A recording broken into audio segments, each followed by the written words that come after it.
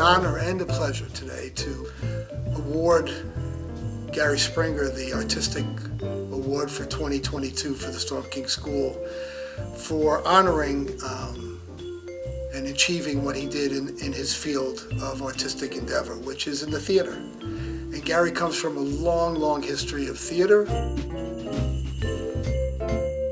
One of my first memories is him letting everybody know that Marilyn Monroe was his babysitter. And let me tell you, that got a bunch of young guys' attention right away.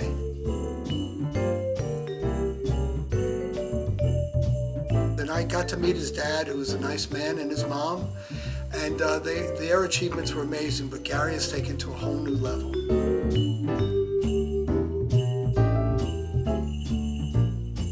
One of my dear friends is Phil Cunningham, and I remember Cunningham pushing Gary to act in theater here at Storm King. And Gary not only did that and got very close with the theater director, Peter John Bailey, who I think was a huge influence on Gary.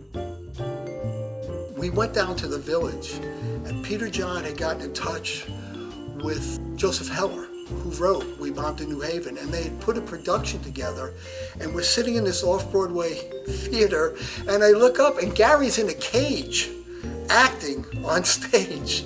And it was such a kick, because I don't remember him ever wanting to be an actor, but he just took the ball and ran with it. And I've always admired him for that. You know, the courage and the decency that he put into these things, and his lack of self-promotion has always touched me. And then he's appeared in all kinds of films over the years.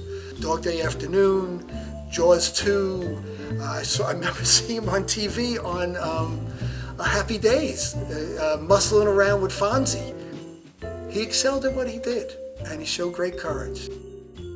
And I continue to admire him for that. And I know that he's taken his dad's business and done different things to it and taken it to another level. He's worked on promoting movies over the years. He's been involved in theater, and he's been continuous over the years. He travels around the world, and it's not just that. It's the family's been through all kinds of things that I wouldn't wish for anybody. You know, when I heard that his son Nick in 1999 had come down with meningitis, and the tragedy involved, it was so shocking to hear what they went through with that, and what Nick went through with that, and what Gary's wife went through with that. And they persevered, and they took the lemons and they made lemonade out of it. I mean, Nick became an amazing athlete, winning Olympic gold medals, getting all kinds of recognition.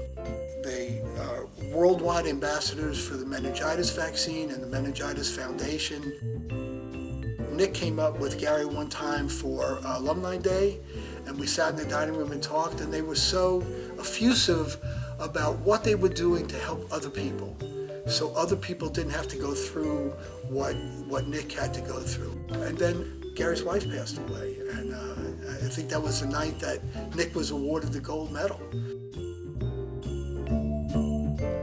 Gary just persevered quietly, you know, just showing that resilience and strength. Now, if you meet Gary, he doesn't come across as a tough guy. He comes across as a guy with an open and genuine heart, a quick sense of humor, and in my experience with Gary, he's just always been there to be helpful.